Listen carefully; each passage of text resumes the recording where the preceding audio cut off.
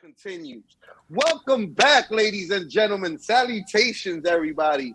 We are back with another episode of the Perspectives Podcast. We are your hosts. My name is Littyyy Bro Flacko. Here is my other host. I went back to the old intro. Here I go fucking it up again. You got Jesus this. You can Christ. get through this. You can handle it. I'm back. We're back. We're back. We're your hosts. My name is Littyyy Bro Flacko. His name is Holden Stephan Roy. Say hi, Holden. Hi, Holden. We're gonna get our shit together one of these decades. you gotta be like very whelmed with the predictions. You know what I mean? Super I didn't whelmed. tell people we'll get our shit together one of these days. No. We'll get our shit together one of these decades. Decades. So stick around for the next 10 or 20 years and Could you be will 30. finally see some growth. Could be within us. 30. Under promise, overperform is like life. That's lifelong advice.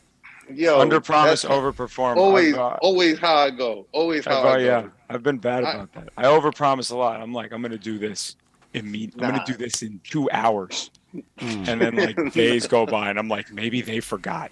Maybe they won't know. Never works like that. Nah, it does not. How will they know? And then the like the internet gift thing, meme thing of like how will they know? They're gonna know. It comes on and Yeah. shit. You're going to be like, wait a second. And then you get the message. And you're like, Well, damn. we are here with Holden. How is it that we titled the episode? Steve Almighty. And we would put it, this might be a little bit of a direct quote, a producer who teaches people, raises babies, and lets his wife sleep. Sleep in. Lets my wife sleep in late. Sleep That's in the late. IG. That's pretty much. Yeah, that's true. That's pretty. I was gonna tell him to like put make sure that he puts like Littyyy Bro's producer, EO Beats challenge winner. Yeah. I don't know. I was gonna put a. That's bunch why of we're other here. things. That's why we're here, right? I mean, that's But why we're specifically think- here right now. I think I that's think, better. Definitely. Yeah, But it's got Holden more thought that's better. schmiss. But I thought that when he read that, I was like, no, put that. I was like, that's way better No, I meant than the title that I'm coming up with. I like his direct quote. So we're here with the man of all those titles.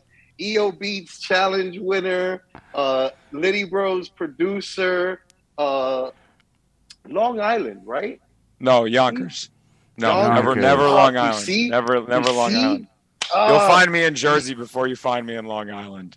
I don't really do Long Island. Westchester, technically speaking, then, right? Yeah, we could say that.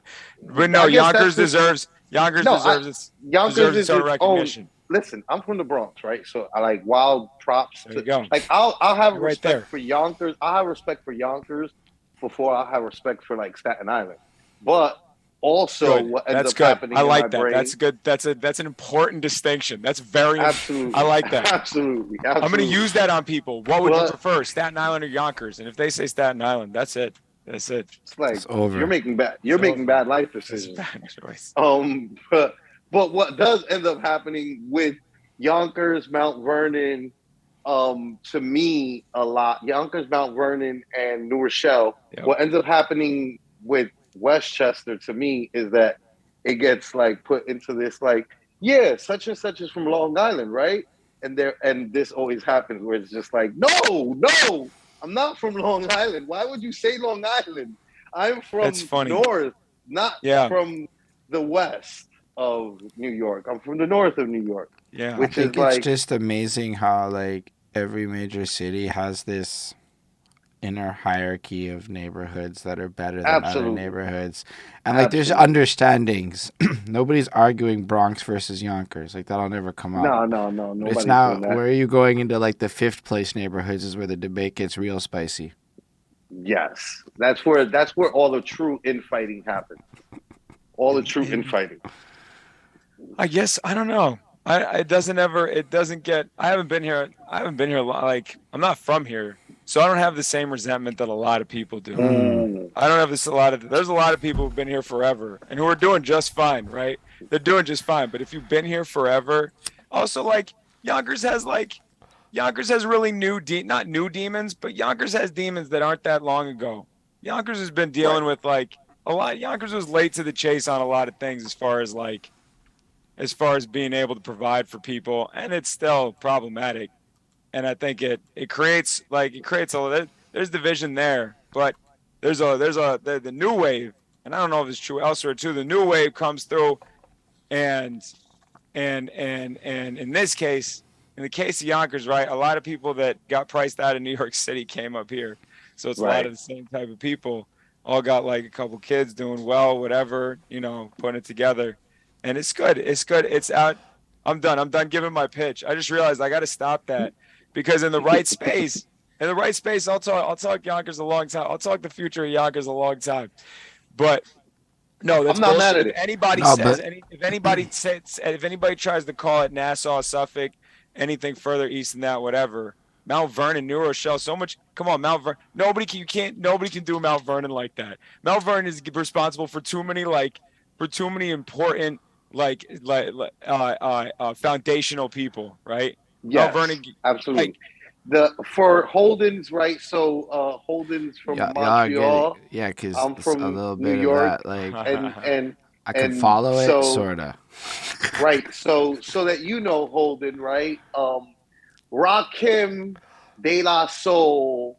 Um, who else is from Long Island?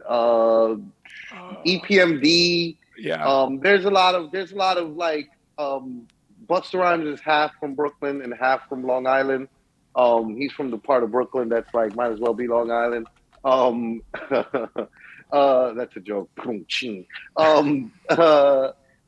At the end of the day, Long Island is to one direction, but like in retrospect, like there's uh Mount Vernon, Yonkers. Yonkers has DMX and the Locks, which is Yep. like huge contributions on their own. Rough Riders as a whole are from Yonkers. Mount Vernon has like not only like Heavy D and Diddy, but like they've got like uh Pete Rock. Pete Rock, Pete Rock is Mount Vernon.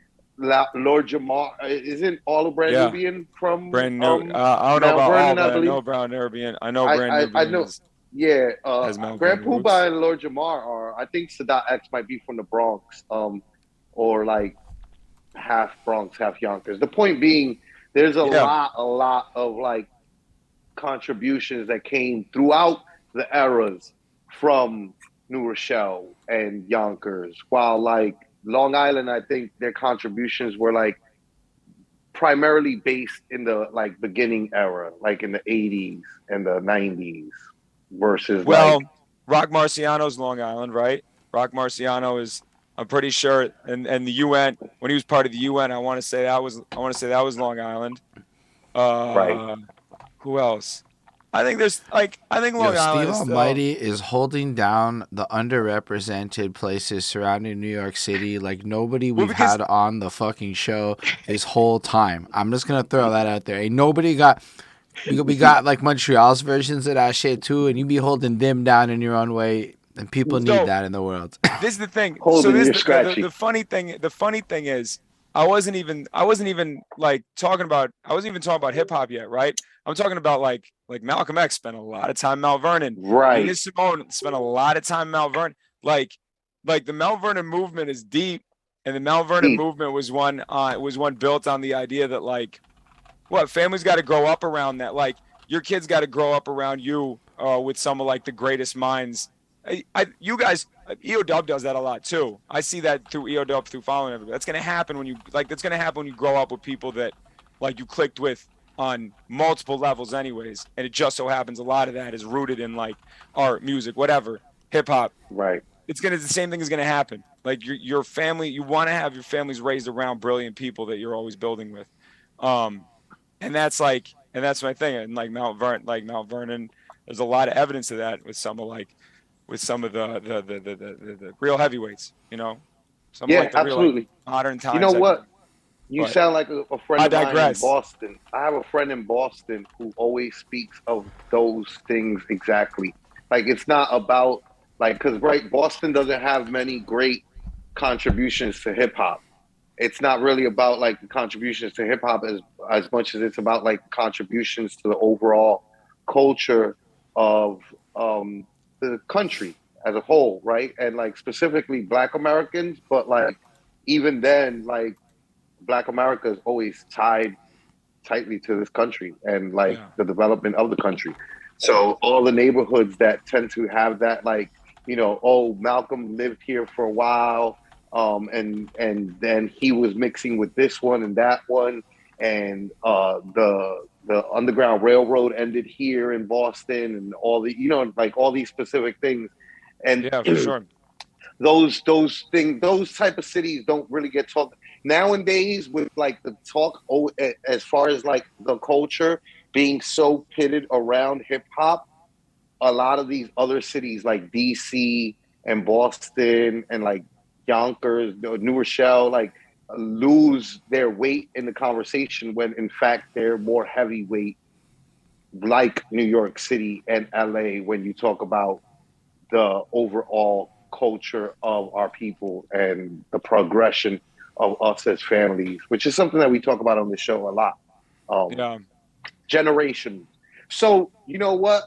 We did a horrible job getting started with the show because that was supposed to be your intro. Steve Almighty, ladies and gentlemen. All right. Yeah, what's up? No, that's That true. was We a hard haven't even intro. done the numbers. Yeah, we haven't gone over this. I guess I don't know if I'm supposed to. Should I, like, do you want me to say a little something? You know what? Like we were literally Do all just that? having a conversation earlier Yeah, today that's about kinda how like the- switching up our intro. So like this Okay. is kind of perfect. So it's just like we just went off on a tangent. And you know what?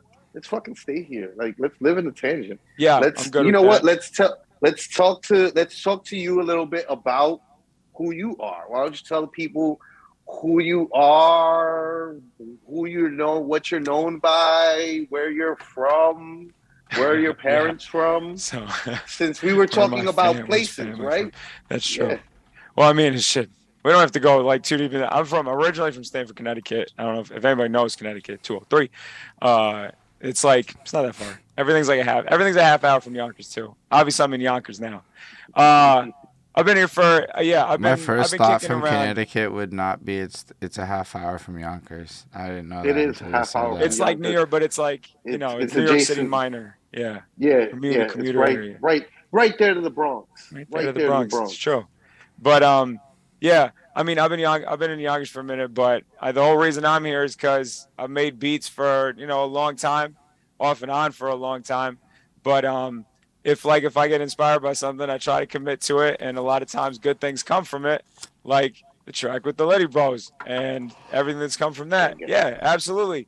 So I mean, I always say it's funny that you read off the IG profile. The other bio I typically go by is like father, husband, artist, teacher, because that's pretty much what I do, right? Like I do, like family takes up a lot of time, but beyond that, most of my time, professional time, is spent teaching somebody something, whether it's like I'm actually a teacher, whether it's kids or whether it's like people that I work with, because I'm a veteran at this. But then on top of that, like I can't you never stop making forever in some cases. Sometimes you don't make as often as you want to. Sometimes there's things that get in the way, or you make excuses, or the drive changes, right? I I feel like certain songs start to resonate more when you get older, right? And BB King's "The Thrill Is Gone" was always a great song, but like BB King's "The Thrill Is Gone" is like it's like a terrible love letter to the things you can't really care about as much as you've gotten, as like time has gone on, or things have Time gotten in the way, or goes on. Yeah. things break. Everything's break down. Everything breaks down to things change, or not to say that things get worse, but like nothing, you can't expect things to stay the same. The drive doesn't stay the same, but certain things always are there. And like I always want to be able to create.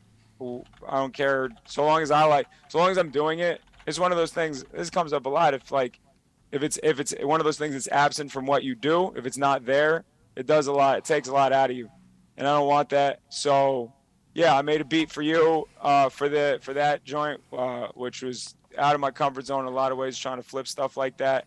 Dama, the Amazon Prime joint. What else? I don't know, a bunch of the challenges. I have beats that I've promised people that I haven't gotten them. That's kind of like par for the course. That's how it goes. But yeah, I made beats for a while. I did beat battles a lot back in the day. I'm not young. I'm 38. I just turned 38 the other day. So Hey, that accent just came out heavy the other day. The other day, but I've been, I've been doing events, or I've been making beats, doing in one way or another for like the last like 20 years. So you guys, I don't have to tell you what it's like to be around and to have it always, like, to always be a part of it and watch how like the spaces change. Some people come in and out, blah blah blah. I mean, But I'm it's gonna have to dispute that. Y'all come from a place where you don't have to tell me. I don't come from the same place that you come from.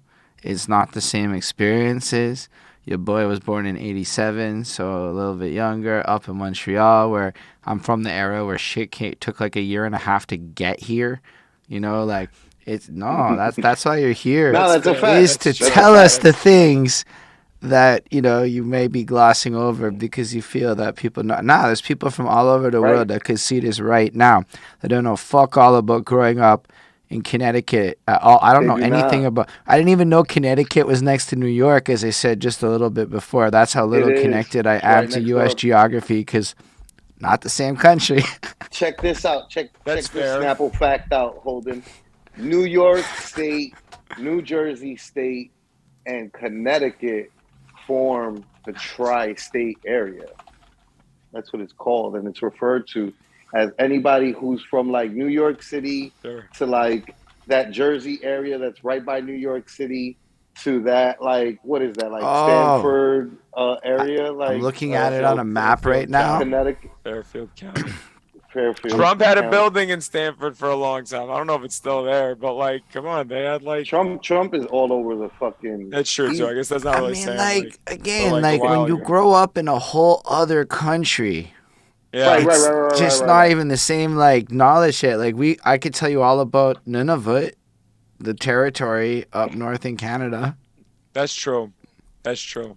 I don't even know if you knew what a Nunavut was before. No, I've definitely not. Oh, none of it? Definitely not. I love none of it. None of it. Yeah, I'm having none of it all the time. One of my favorite towns to visit when I'm in good old Canada. Oh my god. That's crazy. Nah. He is right though, right? Like, feel free to expound and expand on that, right? Like this is what we're here for. We're here for the details. We're here to like get to know all right. Steve Almighty. All right. If I'm gonna try to give like the short history on this and like how it is that I ended up here and still doing a lot of the same shit in a lot of ways. If you think about the EO Beats Challenge, right? The EO Beats Challenge for a bunch of producers coming out, and I mean a lot of the people. When I reconnected with you guys, I was always peripheral EO dub, but when I started to connect thanks to like the EO Zoom thing, and like kind of share space and see what y'all were doing, people like James and Just James, and people like who else? Damn, who else knew me? Littyyy Bro. I don't know, man. Whoever would have known me as Captain Planet from back in the day, back when I was young, when all those events were live, when the people were doing beat battles in either New York City, maybe Newark, New Jersey, none too far, but with their own camp of people.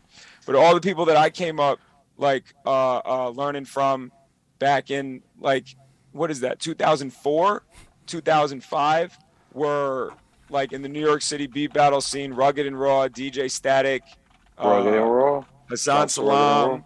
Yeah, that's what I mean. I could this list goes, this list goes on and on. And then the MTP the MTP guys from Newark who are all still, Men Plus is still doing stuff. I know Def Dom I just saw on some, like, these dudes are still all making beats. And these were the dudes that would that was when people were still bringing things like the MPC 2000 XL to like the beat battle and playing it off. And playing live. Playing it off. I mean, they weren't doing this, they weren't doing that, but they were playing the sequences out of the MP. It was just like, before everybody had, because some dudes there were still like, they came up before everybody had laptops. All right, so let's go and like run this down in a different way. So, because like a lot of people might not follow a lot of what you're saying right now, because a lot of this is end of the week jargon and beat battle-y jargon, both of which are things upon which I promise you a lot of people don't know anything about any of the things you just said. So you went through a whole explanation. So we got to look at this a little bit differently. What's a beat battle? Break down the experience of being at a beat battle in a technical capacity as if As if a person who's never heard of a beat battle is listening to this. Man, that's so, man, damn, I wish I had known. I would have gotten like the presentation ready too, but like, this is, I'm not even joking. Visuals do go a long way, bro. Because yeah, it was like, because all beat battles were at least like around that time, and for some time after. So when Eventually, is it that became time? industry showcases. Like- 2004, a little earlier than that. I want to say at the New York Poets Cafe, which is like a, that's a famous famous venue artist in New York space City. in New York City in the Lower East Side. They would host these beat battles Sunday nights, right? They would host these beat battles where it was head to head. It was like a bracket of like 8 producers, and you brought like 2 minutes and you played a beat for 2 minutes. You could do whatever you wanted for 2 minutes. So people played, bracketed out, and then they went back and forth, and the crowd judged. So if you brought more people, it helped, but you also brought more people, so it was probably liver anyways. But they let the crowd judge. It was, simple back in the day. So, you start to do stuff like all the beats you make for stuff like that. What do you want? You want shit that's like, you want shit that slaps you in the face. You want shit that feels huge. And that was like, yeah, that was where I started. I was making beats almost just for that for a while. I used to make beats for like a couple people that I would rap with. No serious shit, at least not at first. But then I didn't know that things like that existed. I don't know if they existed anywhere else. Eventually, like, LA would have, like, Flying Lotus. He came out of something that was similar to some degree, not like a beat battle scene, but coming out of like the LA beat scene. I don't know what New York had that was like that, where it was like like it was what's the word? Like, cooperative. It was supportive.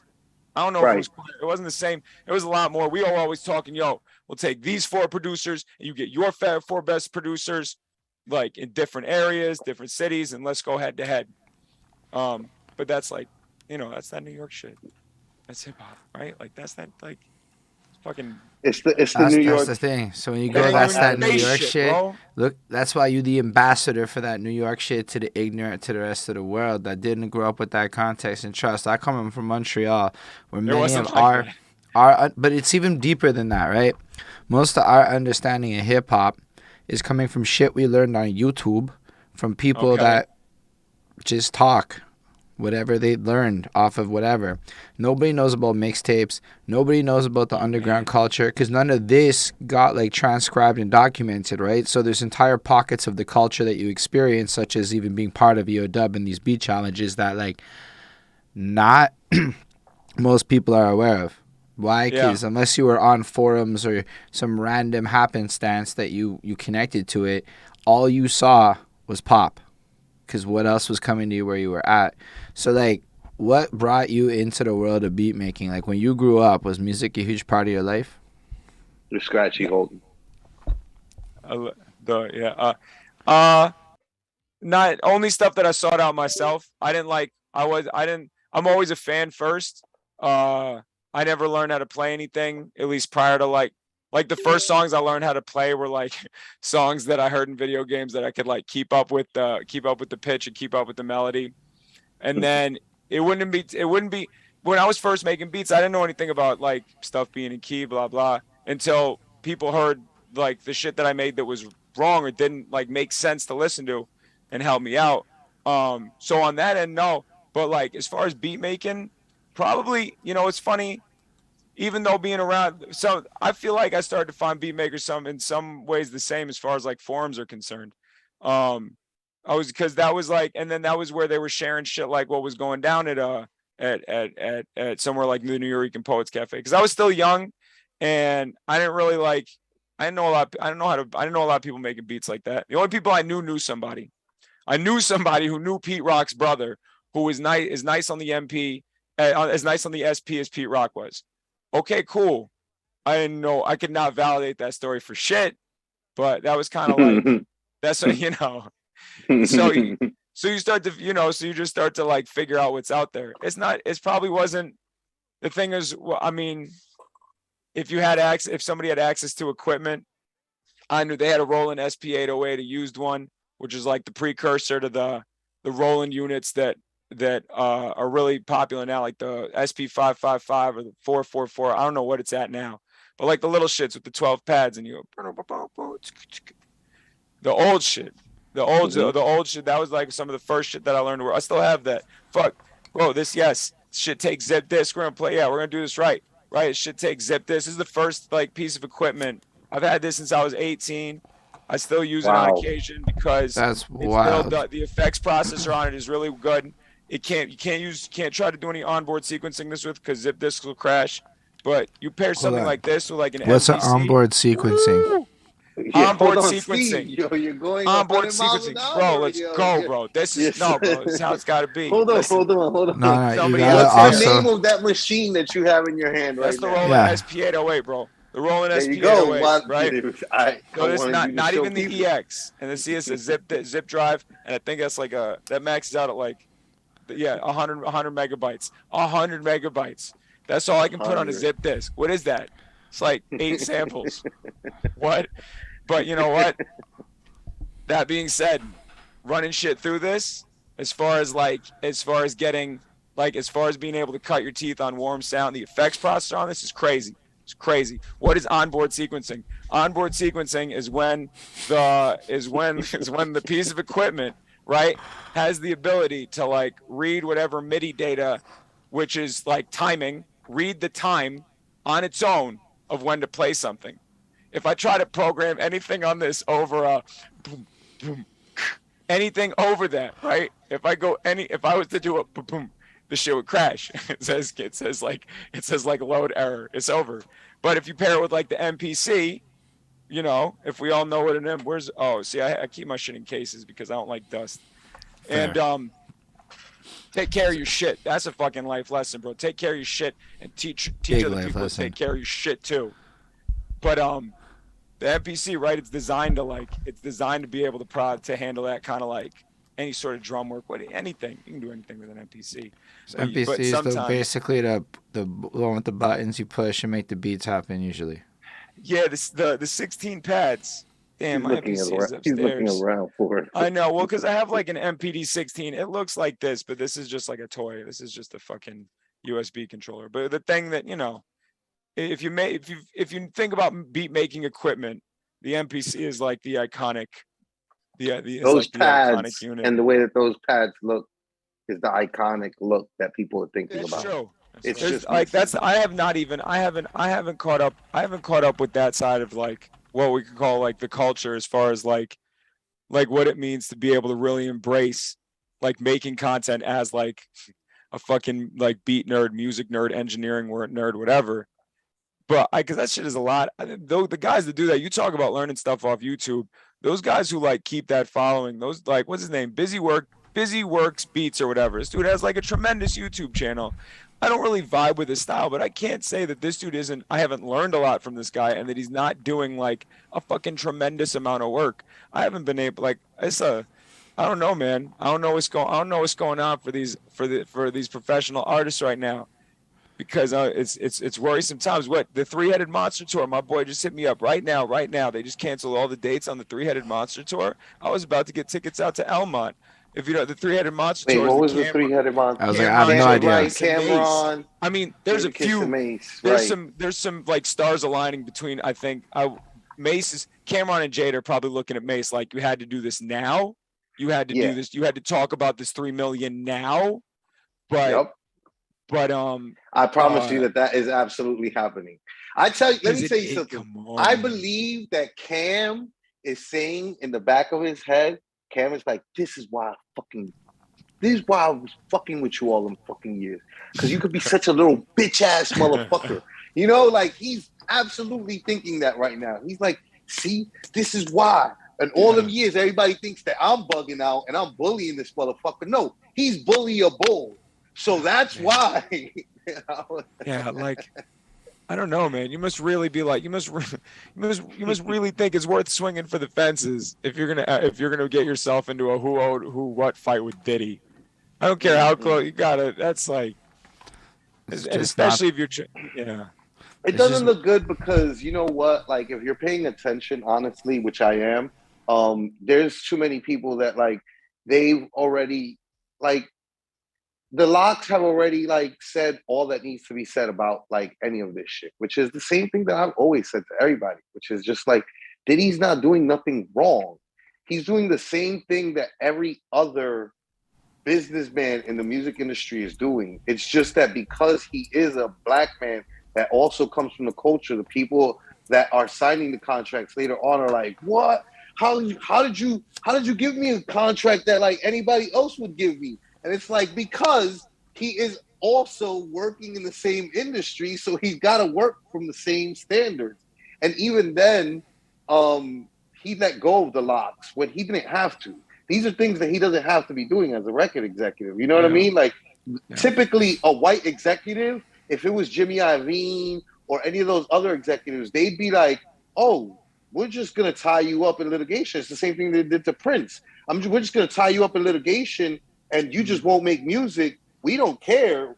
We're not going to lose nothing in the long run. You're not going nowhere. You're going to stay your unhappy ass right fucking here until you produce what we need. And that's how the record industry actually works. So like Diddy letting go of the locks and letting go of like Mace and letting him do his like fake preaching thing. All these things are like, yo, he's doing the thing you guys want.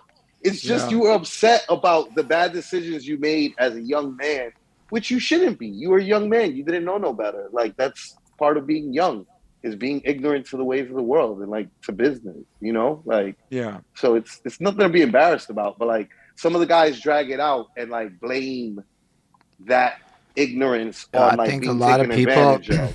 But also a lot of people in the media, let's be real, create the economic gains off that situation. Like, you start creating content and you realize right quick there's clickbait to be had.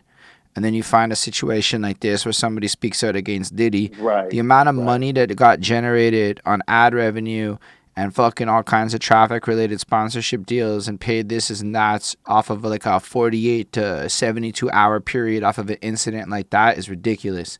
And it fuels and encourages people to create these kind of call-out situations because a lot of people somebody's getting paid for it. Well, Diddy's probably whatever, but the people who call out these people are getting paid too. Because he owns, right? Like, he owns partially a TV network, so he has like a whole TV network. His own people are making money off this shit. That does cover news, and in turn ends up covering the news of Diddy and Bass beefing. So like inadvertently, Diddy is making money off of this shit as well. But it's just the tabloid cycle. Honestly, at the end of the day. But to me, it's just like a bunch of rappers are now at the age and point in life where the tabloid cycle money is more appealing than maybe more traditionally honorable forms of gaining clout in the game. Yeah, I don't know, man. I think if you don't have an exit strategy, entertainment's also like, it's kind of like a less what's the word? A less loyal counterpart than sports, or at least music. Like music is a much less loyal counterpart than sports is in that regard. That even though an injury can end whatever you're getting out of sports, like you could be hot 1 second and just because of like one wrong detail or another, whether it's contract related, whether it's buzz related or trend related, like you could very well just become like nothing important, right? And it has to be up to you to kind of push beyond that. I think because of that, if you didn't have an exit strategy when things, and like you said, when you're young, how are you really supposed to necessarily know, right? If it took us long enough to figure out that 17-year-old athletes or 17-year-old professional athletes needed some kind of financial advising, like who gives piss all about, for the most part, like entertainers, right? Especially people in music, where it's like, well, the label will do whatever it has to. And like you said, either bind you up, let you go, whatever. If in that case, it's like you have to continue to count your blessings if you're hot, and you have to figure out, what am I going to do? What am I going to do with this that isn't continuing to do this the same way, isn't continuing to just generate music, right? What else am I going to able to do? It's funny to see guys that like are titans in some respect kind of embrace some of like the newer ways of doing things, like Timbaland with the Beat Club on Twitch, or whatever it is that what's his face T-Pain is doing on Twitch. Like T-Pain be just crushing Fortnite. Like, let's just to be clear, like he'll just log in and play Fortnite. Yo, there's clips Make of money That's off of it. that. Isn't that it? Exactly. That's the point, though. Like when Travis Scott did the virtual concert on Fortnite, like, I mean, he was a young guy as it was, and that's a little different. But at the same time, like, if you're not figuring out how to bridge spaces like that, then you're gonna find yourself in a position where you're mad about the fact that maybe you thought you should have gotten 3 million from somebody who could have Or afforded. look to at like how 3 Bad million. Bunny's like I think a WWE champion right now or a Makes contender or sense. something. Like Smart move. like they're really like the one thing I'm noticing about the modern rapper artist is that they're way more than artists. They're like, nah, we gotta go become influencers and make sure we can secure the bag like all the makeup people be doing. Yeah. I don't even know. I don't even really know how anybody starts. I don't know how that shit starts. But of course that's because they're watching like You just kids get on internet traffic. TikTok earn like an insane amount of ad revenue, like you're talking That's about it. all like the You money. just get enough traffic, and then you get brand sponsorships from people. So the second you hit a certain threshold of eyes on you, people will just start paying you to post things, and that's like It's a a weird huge world. amount of revenue. So like Travis Scott probably made millions of dollars to do that Fortnite concert, and he didn't probably have to go anywhere. Just went to like a studio and just dressed up in a suit and performed to like nobody. Yeah, yeah. I mean, kids were like, I'm not gonna lie, man. It worked. Whatever it was, it made some. I think it like a lot of times things like this happen and they begin to like open doors. It's funny, man. The locks thing is just kind of like the last. I mean, I joke about the Mace shit is kind of a joke because it could have been bigger than that. It could be the fact that like everybody laughed about the baby thing, but then I don't know if anybody remembers the artist Santa Gold. She was on Atlantic for a I bit. She love was like Santi Gold. okay, of course you do. I knew you would. I love Santa Gold, right? I'm not the right one though. I don't know. she's like an indie female pop artist. Uses a lot, like works with a lot of good producers, and she makes some great Let me shit. tell you, I put it to you like this, Holden. She's probably like the inspiration for like some white artist that you are a fan of. That, That's you true. know what I mean? Like Yeah, she's like, you know, You're probably that. right, but right. So she Yeah. canceled her tour like 2 weeks ago as well because of the same. Because saying point blank, it is more expensive to go on tour than it is than it would ever be to justify the amount of money earned on tour. It's always a loss at this rate.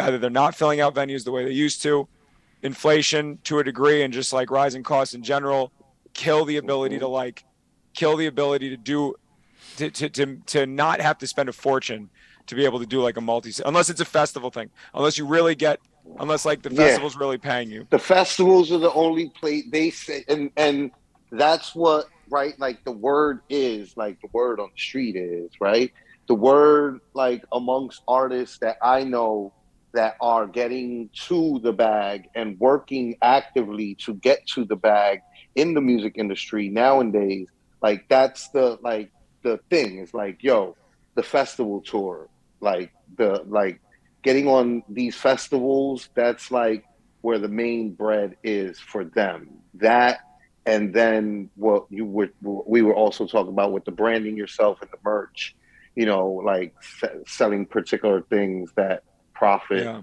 your brand. But no, but like if you're really talking about the future, if everyone wants to like, we're really doing this. It's music as a service because the entire as a service economy is taking over. There's more money in recurring revenue than there is in anything else you can possibly do. So it's artists that understand how to make $20,000 a month on Patreon that are really setting themselves up for the future because then they can just make money even if they don't really necessarily produce music or even go on tour. They just have to maybe talk to fans in a Discord and just be accessible. Yeah, that's what I was gonna say. Who is somebody like who are the archetypes right now for like the music as service, like the music as service build, right? Because that I hear that completely. I agree. I think it kind of changes what to expect though. I think if like the move is to go in music as service, true fans only, I think Patreon, you're going to etc. see TikTokers that are doing these 1 minute songs become the archetypes for it because they're the most likely to really be able to sustain the model right now. I don't have big examples of it, but Yeah. I've made a lot more money on Patreon doing nothing than I have on actively trying to make money.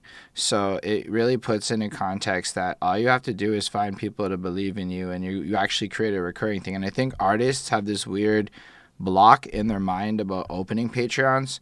So almost none of the indie artists I know, including beat makers, like if you're a beat maker, make a Patreon. It's the same shit. People might just give you money to make beats. There's no Or reason like, not to. Yeah. if you're a beat maker and you're not on Twitch, making your beats live on Twitch, you're literally sleeping on bags because motherfuckers with Amazon Prime subscriptions can be giving you all kinds of $2.50s, here's and theirs. And yeah, it's not crazy money, but one time I made... But it's income. No, I was recording songs on Twitch, just like freestyling tracks and shit. And I made like $50 recording one day because somebody just threw money at me. I never thought I would make money recording music before. But it's when you start looking at it like that, I think it's going to take a long time for old heads to ever get comfortable with it. But kids are smart. They're going to be... It's the 13-year-olds that are... I found out there's a Roblox economy for music where they like... That makes... It's... Yeah, it sounds... I've heard so many... I mean, Roblox, I feel like...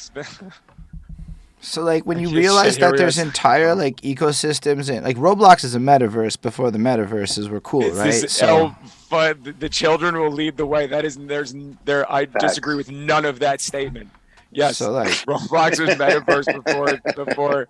That's all. What's his face? That's all Zuckerberg did was he watched his kid use Roblox. And yo, was like, big facts. Wait, we need that for adults. No, but even more than that, like price of real estate out there.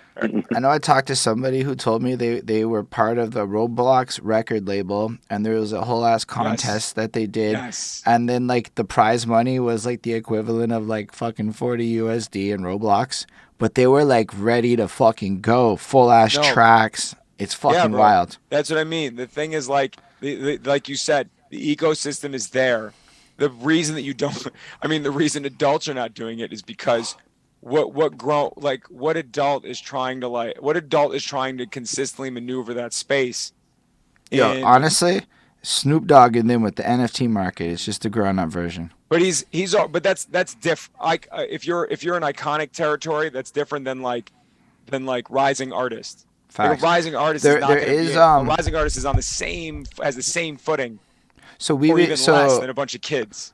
I'm like a little more adjacent to this, but my man's the guy who's gonna edit this video has really started to ingratiate into the I'm gonna call it metaverse freestyle world, where a bunch of people in places that don't have bigger cities for the most part migrate into the metaverse, and there is a low end market for these artists to basically come from nothing and tap into people who tip with NFTs, and you can essentially create a crypto wallet system for yourself just by rapping and get to a point where you can then invest in better shit. Like, I'm not saying it's the easiest grind, but there is this grind that is completely happening based on cryptocurrency in metaverse spaces like Somnium and fucking VR chat and places like that, where there's custom rooms, events, lots of people, because the barrier to entry is a fucking headset. So a lot of times when you live in a big city, you're not living the same reality as dude in Iowa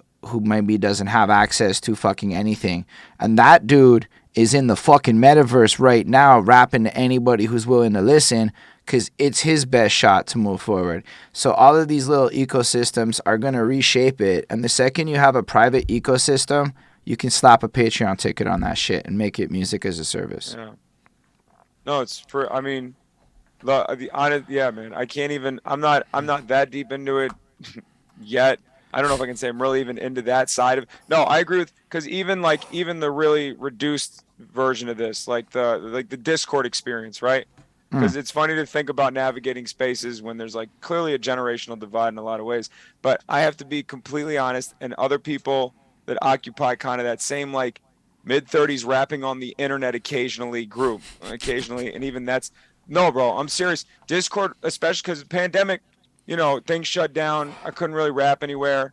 And suddenly I was like, let me see if there's a place to rap on the internet. And so this is how I find Discord, and how I find, holy shit, this is where people are rapping 24 hours a day on the internet. So I don't really care. And that's all I know is that suddenly a community of practice exists all the time where I can start putting in my 10,000 hours. And suddenly I realize I'm better at this thing at no cost to me other than whatever it is to keep my internet afloat. And now I can take that and use that into the places where before I wanted to know how it is that I get better at a thing on my own time. Where is it that I can put in work without having to like bother other people, have to like disconnect myself from like my own little private ecosystem. And for fuck's sake, bro, you're absolutely, I agree with all that. I agree with the fact that So like, if you take like that goes back Discord, to you saying don't take for granted New York shit. Because New York shit is not anywhere else shit except maybe LA shit. But even that's not New York shit. Same Like thing. New York shit Yeah, is it's totally nothing is the different. same. It's so true. And I mm. have never take that for granted. I'm sorry, I keep interrupting you as you about to get No, it's started. great, man. I love your passion on this. I was just gonna say Discord might be the best example I can give you for music as a service right now. So you go in and create your server because everybody just creates their server once that's how it works. Now your Yep. server's popping one day. You have the monetization in Discord where they can pay you $5 a month to boost your server. That's an as a service economy. And if it's music related and access to you as a rapper because they want to be around Steve Almighty, they want to hear your beats before they get dropped, they want all this other shit. Now they got to pay you $5 a month, whether it's on Right. Patreon or through Discord. Yeah. Now you're making money as a service because the service is access to the content that you create because all music and entertainment is more a service than it is a product. Yeah. If you really look at, if you look at you as the creator's role in it, you are the service. So access to you and your creation process is a service. That's what it is you have to be ready to be whoever you are. You have to be ready. If you want to commit to that, you have to be ready to be that person all the time and at least make it look like it's like that all the time. So Or I at can't, least it release creates, content in a way that maintains didn't it Dre, and satisfies them. Dre That's said it. something about this. Dre said he couldn't imagine being an artist in today's day and age, like an up and coming artist, because like you're not allowed to have mystique. You can't like, even though we curate everything, it does create a situation where you can't There is closely no curate everything. There are no secrets. there are no secrets. I put There it are to you, no check it. secrets. A couple things that I wanted to jump in with is like, well, you know what? Directly, I was just talking today about white rappers and like the lack of flow that a lot of them tend to have, and how mechanical I hear a lot of like indie rappers, white rappers sound. And then like I had a friend who was like contesting me on it and like started dropping links to a whole bunch of white rappers that do have really good flows. Is just their like direct, lineage of somebody else's flow.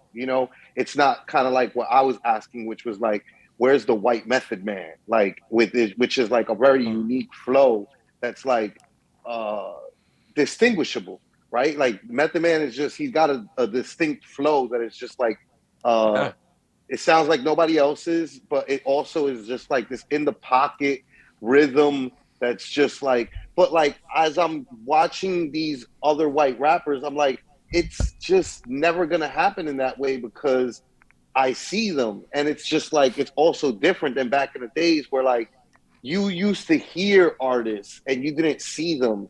And so sometimes It's true. you right like there's this one example that I always go back to, which is like Kev on Stage, this YouTuber, Instagrammer, I don't know what he would want to consider himself, but he does like skits and like reviews and all sorts of stuff. And he was like talking about Bobby Caldwell and like making a funny skit about how like Bobby Caldwell, like as like Bobby Caldwell song is playing, he's like, yo, I did not know that this guy was white. Like until a grown ass man, I always thought this was a fucking black man that sang this song.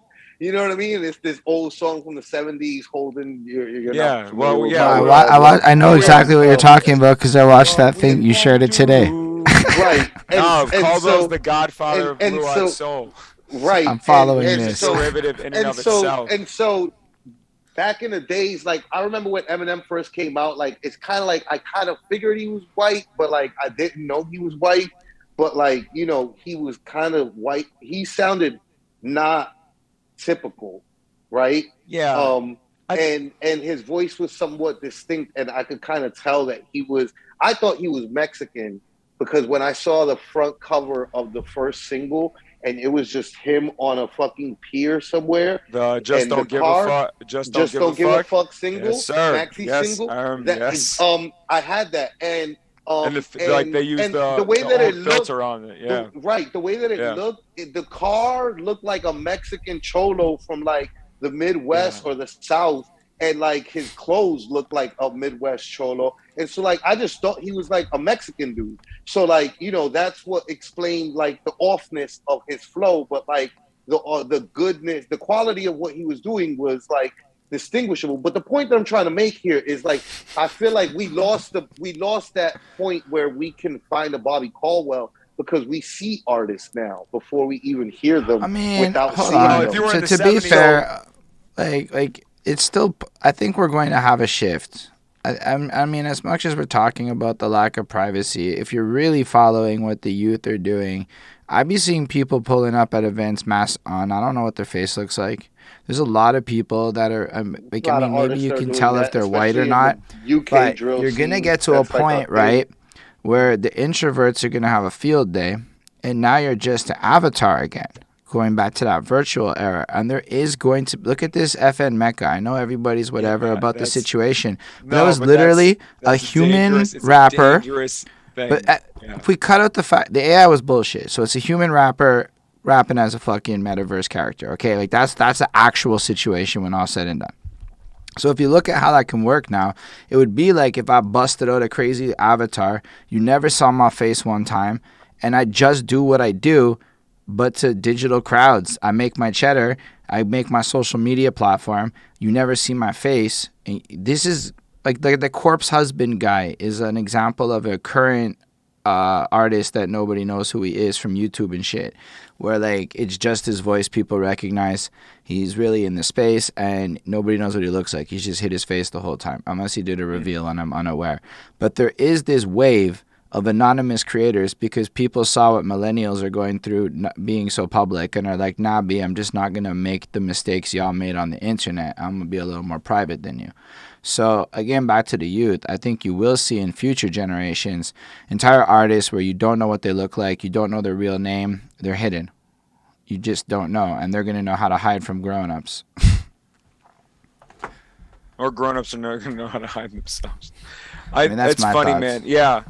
Well, what is it? I mean, we saw this. I mean, it doesn't or requires a much lesser form of the dedication needed from somebody like Doom when he became Doom, right? Or Daft or well, Dead Mouse kind of revealed the face. Dead Mouse is more like a performance thing. Yeah. Daft Punk, on the other hand, Daft Punk remained pretty committed to the helmets. Facts.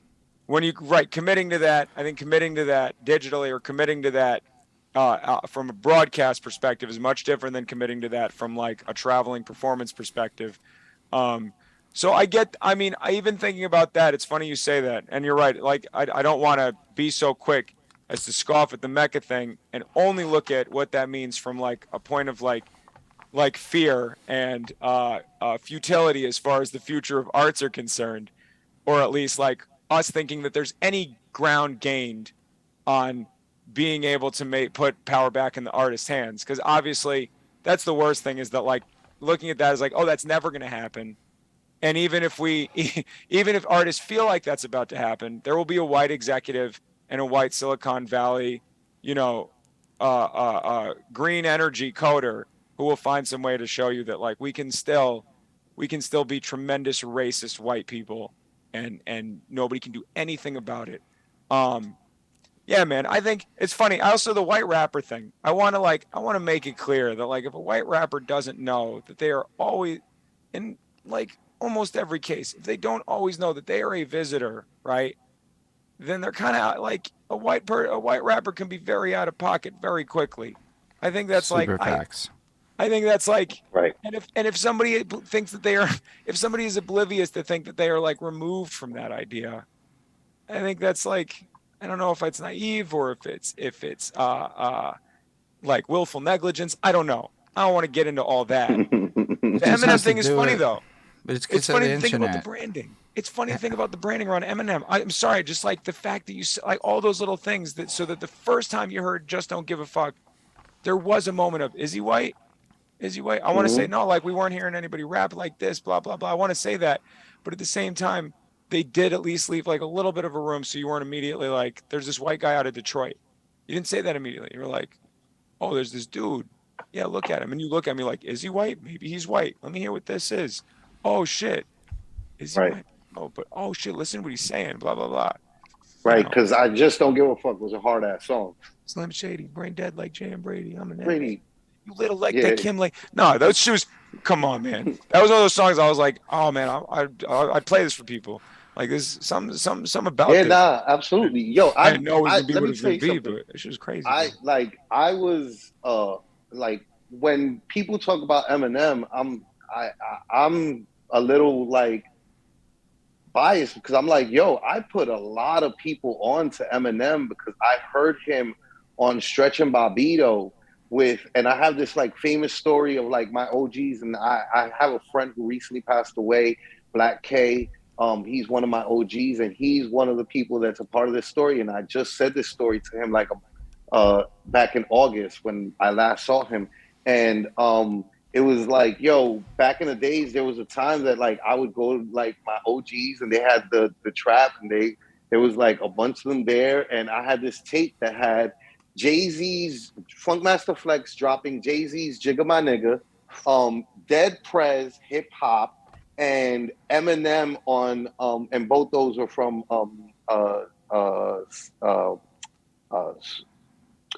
Stretch and Bobbito show. Dead Prez Hip Hop and Eminem's I never meant to give you mushrooms, girl. I never meant to bring you to my world. And like I played those three songs, and they and at that point back then when like, so this is like I'm hearing it on Flex and on Stretch and Bobbito that weekend, and then that Monday I'm there, or Sunday I'm there, and telling you, like, playing these three songs, yo, they get through those three songs and they eject that tape on Eminem on the third song so fast, and they flung that tape across the fucking room, bro. And it was like, okay, it was one person who did it, but it was like a group encouragement thing. Like all of them were like, yo, what the fuck are you doing, bro? Like, what are you playing for us? Like, what are you bringing here to play for us? You're bugging the fuck out. And I'm like, what? Like, these songs are amazing. How do you not hear what I heard? And that is, like, I would years not later, put that in like a top 10 Eminem. I would not put that song in one. And then years the later, mushrooms like, one? That shit's hard. That's one of my favorite songs. I mean, the truth is that it was just different for the it's era, true. right? That's like, true. Yes, it was absolutely. It was really different. Yo, but it's also one of those songs where you do not forget it either. Like, there's some forgettable shit from that era, but everybody that ever heard that song knows all about that song. I would say. I mean, that's like, that counts for something for me at least. It's kind of like that Mortal Technique song, the Dance with the Devil. Dance with the Devil. That like, yeah, that, actually, like when people feel kind of like this underground kinship by knowing this song. That's like, oh, this is like. But the point that I'm trying to get to that's is a good point. That's a good point about technique. That, like, about technique fans. They flung the tape across the room and were like, get this shit the fuck out of here. And like years later, I like look back on all of them and I'm like, ha, in your face. But like, that was a perfect example because my wife also, I know her from back then, and she's one that she always attributes. She's like, yo, you were the first person to put me on to Eminem. And I was the first person in New York City to put a lot of people onto Eminem because I was listening to not only Stretch and Bobbito, but then I had that maxi single of I Just Don't Give a Fuck, and the rest of the world didn't really start fucking with Eminem until the Hi My Name Is video came on MTV. And that's when the world really got introduced to him.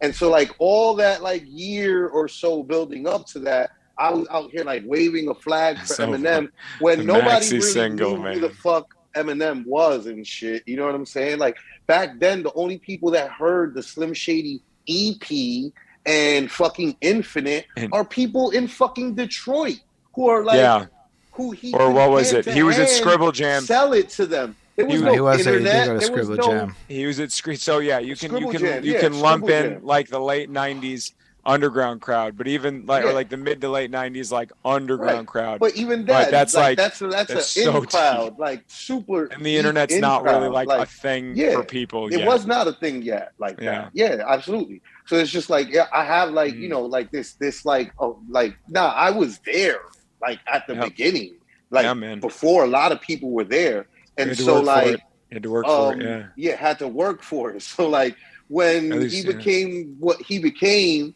and it became kind of like watered down and like a bad version of what it was, I was quick to jump ship and be like, nah, man, this is not what I That's signed up fair. for. And that's like, when fuck it out got of to here. Montreal.